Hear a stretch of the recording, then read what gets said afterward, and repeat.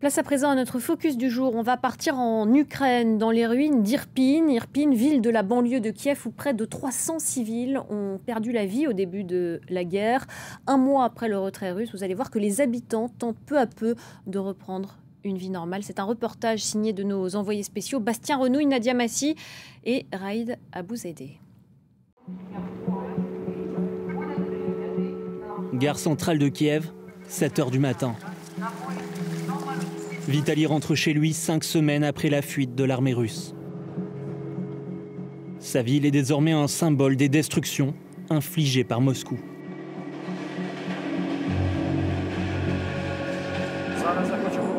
Je voudrais revenir à Irpin, mais j'ai peur de découvrir que mes amis, ou mes proches, ou mes voisins ont été torturés et assassinés par les Russes.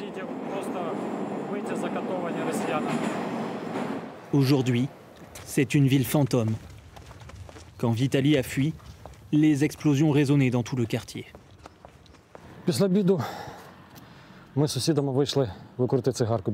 Un jour, je fumais une cigarette avec un ami ici.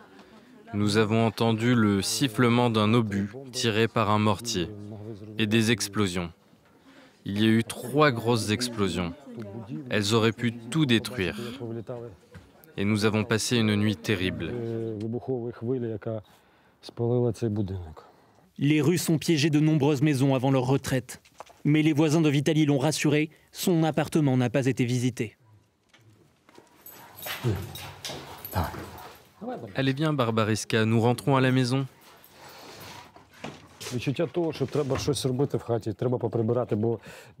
Mon appartement est vraiment sans dessus-dessous. Nous avions recouvert les fenêtres pour éviter que les vitres n'explosent et ne tombent sur le sol. Je dois tout nettoyer. Je suis tellement content d'avoir un endroit où revenir.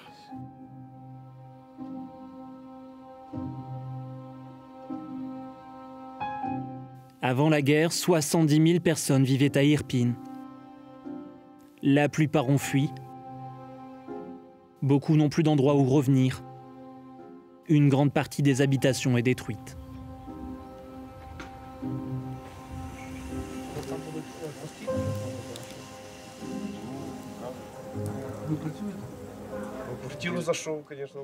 Je suis revenu le 15 avril.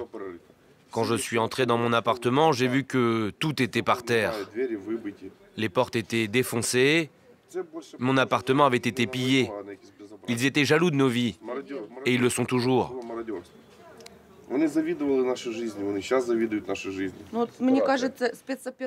Il disait qu'il venait pour une opération spéciale. Selon moi, cette opération spéciale consiste uniquement à détruire notre mode de vie. Dans leur résidence, les missiles russes ont presque tout détruit. Les appartements qui n'ont pas explosé ont brûlé. Ces bénévoles viennent déplacer ce qui peut encore être sauvé. Les gens qui habitent ici vont déménager dans un garage, on récupère leurs meubles. Ensuite, le bâtiment sera démoli pour en construire un autre.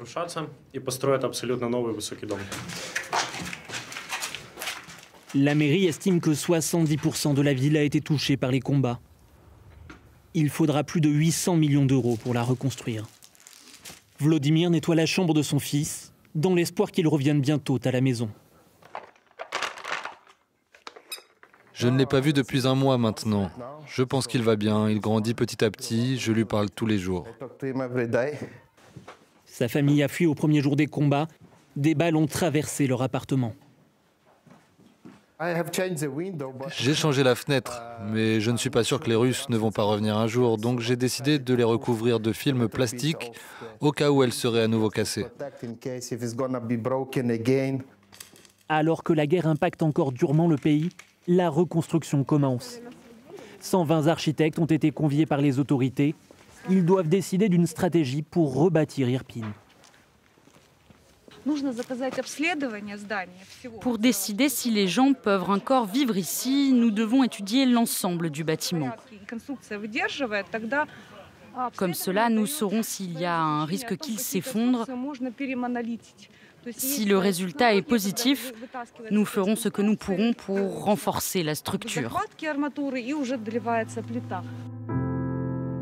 Il faudra du temps pour qu'Irpin renaisse de ses cendres. Plus de 1000 bâtiments d'habitation ont été ravagés et beaucoup craignent ici qu'en cas de nouvelle offensive, les destructions recommencent.